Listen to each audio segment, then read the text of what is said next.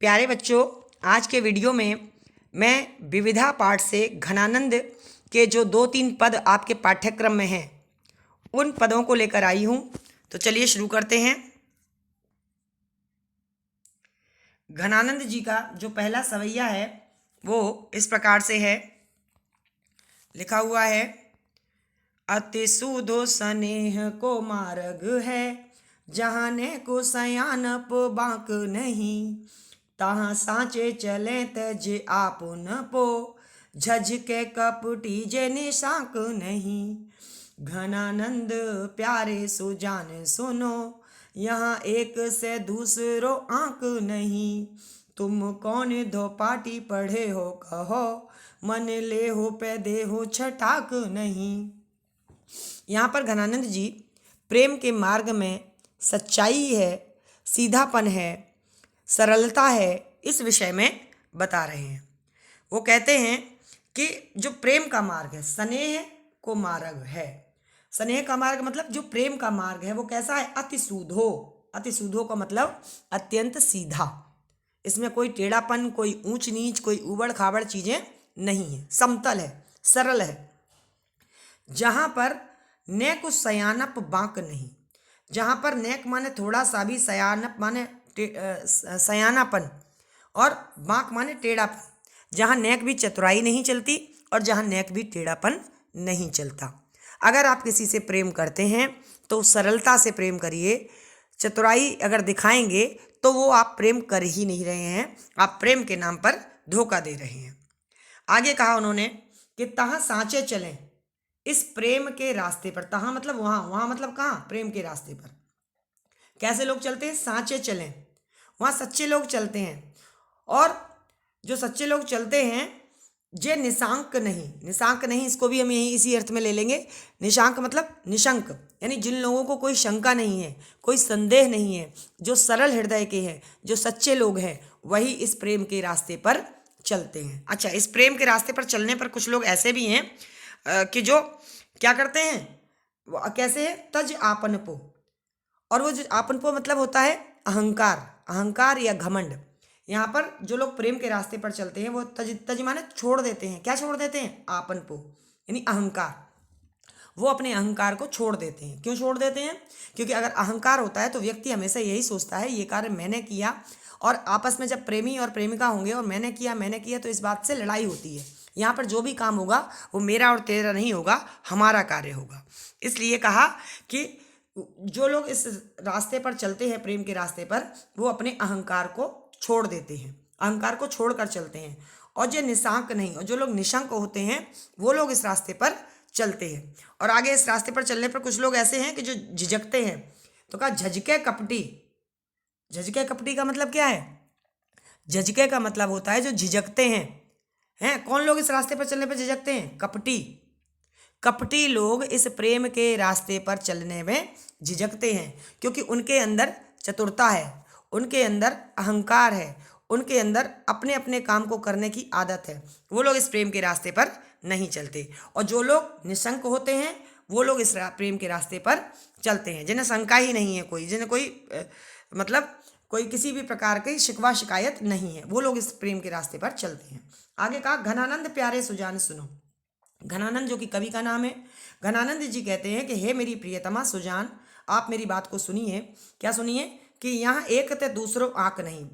यानी कि कवि घनानंद अपनी प्रेमिका सुजान को ये विश्वास दिलाना चाहते हैं कि मेरे हृदय में केवल एक तुम ही बसी हो, दूसरों आंक नहीं। मैंने दूसरे को कभी भी गिना ही नहीं, अर्थात कोई दूसरी लड़की, कोई दूसरी स्त्री मेरे हृदय में नहीं आई, केवल और केवल तुम ही मेरी प्रेमिका हो। ये बात कहते हैं।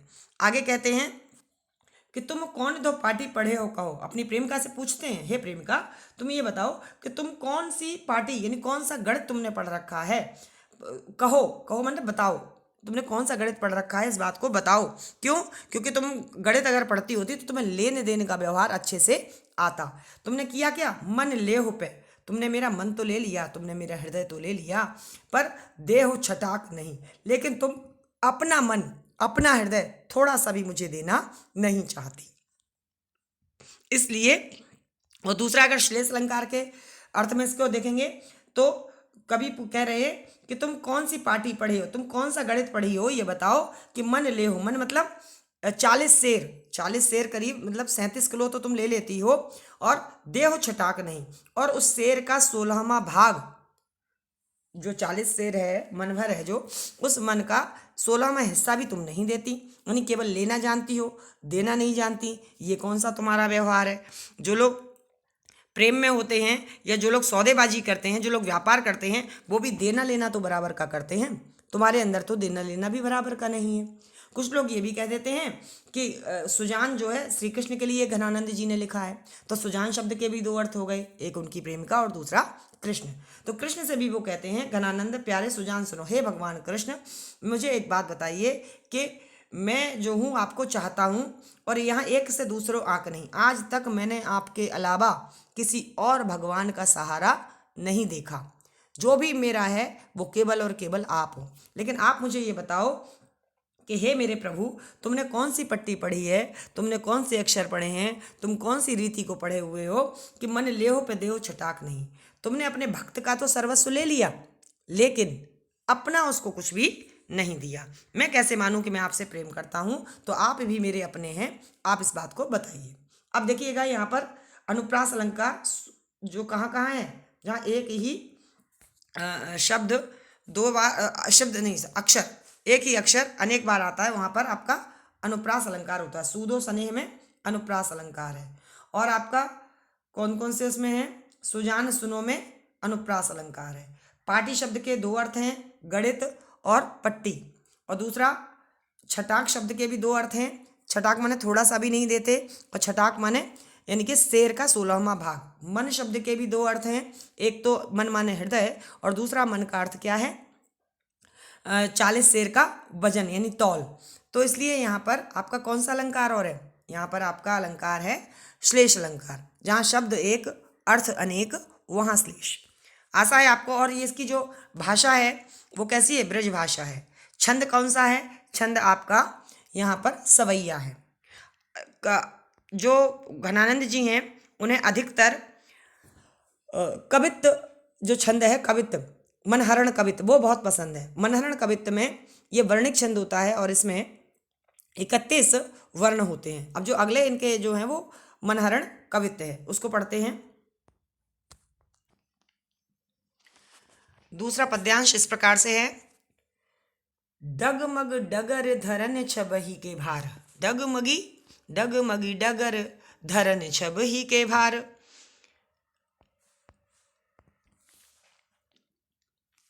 धरन छबीले और आछी बन माल की, धरन छबीले और आछी बन माल की। सुंदर बदन तर कोटिक मदन बारो, चित चुभी चित वन लोचन बेसाल की। काल ही गली अलिनिक से औचक आए, कहा कहो अटक मटक तिहि काल की। विजय हो रोम रोम आनंद के घन छाए, बसी मेरी आँखिन में आवन गोपाल की, बसी मेरी आँखिन में आवन गोपाल की। इसका अर्थ यहाँ से देंगे। जो शुरुआत है उसको तो मैं बताऊंगी। एक जो सहेली है, एक गोपी है, वो दूसरी गोपी से कहती है, क्या कहती है कि बसी मेरी आँखिन में आवन गोपाल की। यहाँ पर ये जो मैं शब्द है ये मैं गलत लिखा हुआ है, यहाँ पे एक मात्रा के साथ मैं होगा। ये मैं का मतलब होता है, मैं मतलब आई के लिए मैं का जो प्रयोग होगा उसमें दो मात्राएं होती हैं। और जैसे मैं घर में हूँ तो दूसरा वाला जो मैं इन के लिए प्रयोग होता है। तो इस मैं को ठीक कर लीजिएगा अगर आपकी किताब में गलत छपा हुआ हो तो आगे वो गोपी कहती है अपनी सहेली से, क्या कहती है कि बसी मेरी आँखिन में, मेरी आँखों में बस गई है क्या?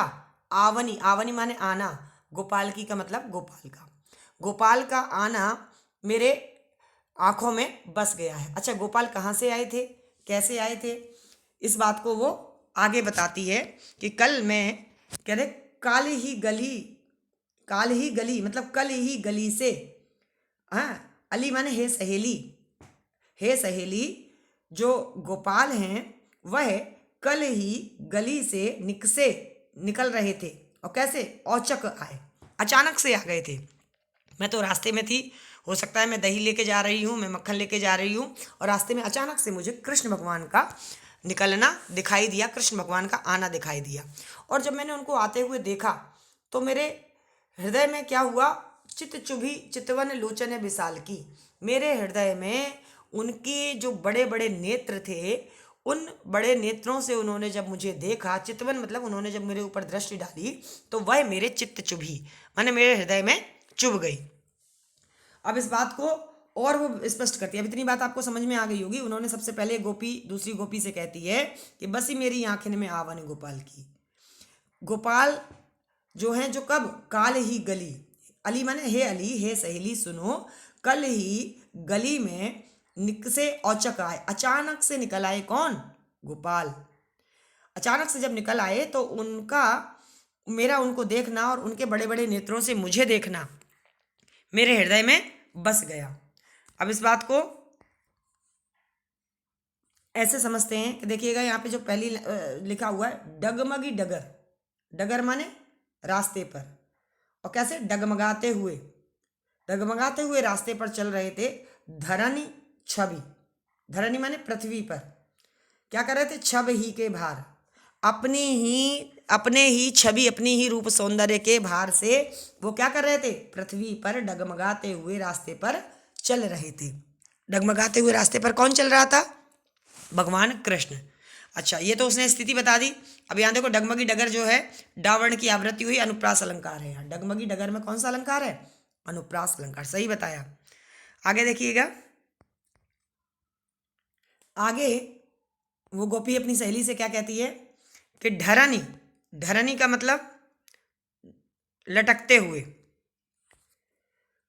छबीले उर, जो सुंदर से कृष्ण हैं, उनके हृदय पर बनमाल यानी बन की माला, यानी गुंजा की माला अच्छी सी जो ढलक रही थी, कहाँ? उनके हृदय पर।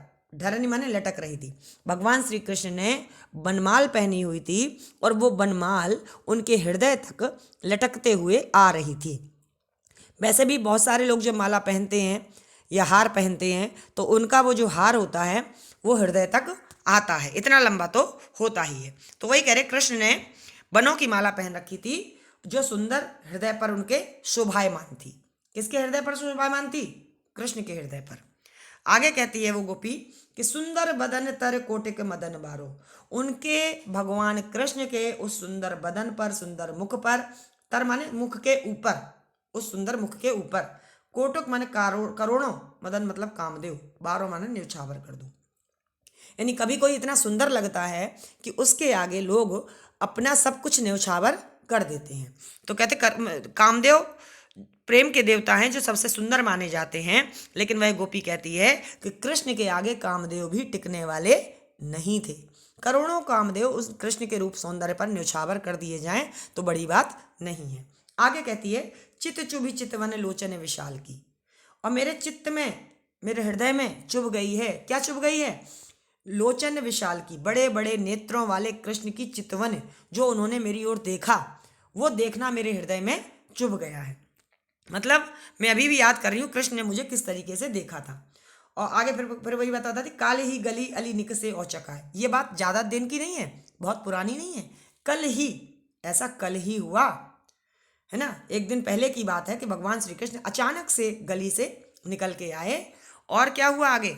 आगे बताती है कि कहा कहूँ अटक मटक, यानी कहा कहो अटक मटक का मतलब है, कहा कहूँ मैं तुमसे क्या बताऊँ, उन्होंने उनका मटक मटक कर चलना, तिह काल माने उस समय जब वो गली से कल निकले थे, उस समय उनका मटक मटक कर चलना, उसमें ही मेरा हृदय जो है वो अटक गया है। यानी आज भी मैं उस कृष्ण के आने को भूल नहीं पा रही हूँ, और भिजे ही हूँ रोम रोम आनंद के घन छाए। मैं यहाँ आनंद के घन यानी घनानंद भी है, और दूसरा आनंद के घन यानी आनंद रूपी बादल। जब आनंद रूपी बादल बरसते हैं तो क्या होता है कि भक्त का रोम रोम भीग जाता है। तो कहते भिजे ही हो रोम रोम, यानी मैं रोम रोम, यानी मेरा रोम रोम क्या हो गया है? भीग गया है। काहे से? आनंद के घन छाए, आनंद के बादल छाए हुए थे उस समय मेरे ऊपर, क्योंकि भगवान कृष्ण को देखना किसी आनंद से कम नहीं है। और अंत में वो कहती है, बसी मेरी आँखें में आवन गोपाल की, और हाँ, और मैं भूल नहीं पा रही हूँ। क्या नहीं भूल पा रही हूँ? आवन गोपाल की, गोपाल का आना मेरी आंखों में बसा हुआ है, एक पल के लिए भी मेरी आंखों से ओझल नहीं होता। तो यहाँ पर कौन सा छंद है? कवित्त रत्नाकर। कितने वर्ण होते हैं? 31 वर्ण होते हैं और बड़े ही अच्छा छंद है, घनाक्षरी छंद है। भाषा ब्रजभाषा है और रोम रोम में पुनरुक्ति प्रकाश अलंकार है, जब एक ही वर्ण दो बार आ जाए, लेकिन क्या हो, लेकिन उसमें अलग अलग अर्थ ना हो, तो वहाँ पर पुनरुक्ति प्रकाश अलंकार होता है। औचक आय में भी अनुप्रास है और आपका कहा कहो में भी अनुप्रास अलंकार है और आपका यहाँ पर जो देख रही है चित चुभी चितवन, इन तीनों में भी अनुप्रास, तो अनुप्रास अलंकार हो गया।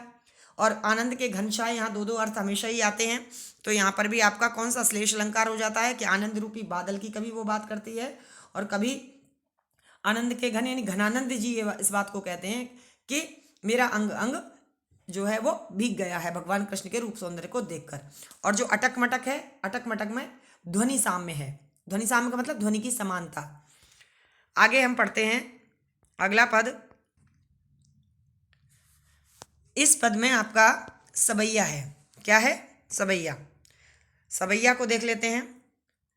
पर काजह देह को धारे फेरो, पर जन्य जथारथ है दरसो, निधि नीर सुधा के समान करो, सब ही विधि सज्जनता सरसो, घनानंद जीवन दायक हो, कछु मेरी ओ पीर ही परसो, कबहू बिसासी सुस जान के आंगन, मो असु आन को ले बरसो। इस सवैये में, इसमें 23 वर्ण है। सवैये में कितने वर्ण है? 23। ये 23 वर्ण है, इसको सवैया कहते हैं। और आगे इसको समझते हैं। जो घनानंद जी हैं वह बादलों से कह रहे हैं कि हे बादल, आप दूसरे के कार्य को करने वाले हैं। देखो, पर काज है, पर काज है मतलब दूसरे का कार्य, दूसरे का कार्य करने का मतलब है परोपकार करना। परोपकार के लिए आपने क्या किया? देह को धारे फेरो। देह माने शरीर को, धारे मतलब धारण किया है। आपने दूसरों के भले के लिए ही अपने शरीर को धारण किया है। और क्या आगे? परजन्य जथारथ है दरसो। परजन्य, परजन्य का मतलब बादल, बादल को परजन्य कहते हैं। नहीं, बादल जो है वो दूसरों के लिए जल लेकर आते हैं। और जथारथ मतलब यथार्थ, यानी आप यथार्थ रूप पे वह दर्शो मतलब मुझे दर्शन दो। हे बादल, हे बादल, आप, परजन्य माने बादल और परजन्य माने जो दूसरों परोपकार करते हैं, जो दूसरों के लिए ही कार्य करते हैं। हे बादल, आप पर काज है, दूसरों के परोपकार के लिए ही आप क्या करते हो? अपने शरीर को धारण करते हो। और इसलिए यथार्थ रूप में मुझे वह दर्शो मतलब मुझे दर्शन दीजिए। अच्छा, मुझे दर्शन दीजिए तो मुझे भी आपसे एक काम है। क्या काम है? वो बताना चाहते हैं कि निधि नीर सुधा के समान करो। अपने काम को बताने से पहले पहले वो उनकी प्रशंसा करते हैं। जब हमें किसी से कोई कार्य कराना होता है तो हमें नीति ये कहती है कि हम पहले उसकी प्रशंसा करें, उसकी तारीफ करें, उसके बाद अपना काम करें। तो वो बताते हैं कि निधि नीर, निधि माने भंडार, नीर माने जल का, जल का भंडार। जल का भंडार क्या है? समुद्र। समुद्र का जल कैसा है? खारा, नमकीन। तो कह रहे निधि नीर सुधा के समान करो। सुधा माने अमृत। अमृत कैसा होता है? मीठा होता है। तो कहते हैं कि आप समुद्र के जल को क्या करते हो? खींच लेते हो। यानी जब सूरज के ताप से वो सूर्य की किरणें उस जल को खींच लेती हैं तो बाद में बादल उनको बरसाते हैं। अच्छा, बादल का पानी कभी आप देखिएगा, बादल का पानी जो है वो नमकीन नहीं होता, वो मीठा होता है। तो इसी बात को घनानंद जी बता रहे हैं कि आप समुद्र के जल को अमृत के समान करो, माने करते हो। आप समुद्र के जल को अमृत के समान करते हो। सभी विधि सज्जनता सरसो, यानी आप तो सभी विधि, विधि माने प्रकार से, सभी प्रकार से आप क्या करते हो? सरसों, सरसों का मतलब हरा भरा करते हो, लहलाते हो लोगों के जीवन को, रसपूर्ण करते हो जीवन को। खेती अगर सूख रही होती है तो उसको भी आप हरा भरा करते हो। सरसों मतलब सरस, सरस बनाते हो, रसयुक्त बनाते हो, रसीला बनाते हो। और ये कब होता है? जब बादल बरसते हैं तो लोगों की फसलें लहलाती हैं। आगे कहा घनानंद जीवन दायक हो। घन के, आनंद के घन, आनंद घन माने वैसे ही बादल है और बादल कैसे? आनंद देने वाले हैं। और दूसरा घनानंद कवि का नाम है, तो इसलिए यहाँ पर श्लेष अलंकार है। घनानंद शब्द के दो अर्थ हैं। तो घनानंद जीवन दायक हो, हे बादल आप जीवन देने वाले हो, आप लोगों को, आप जीवन दाता हो लोगों के।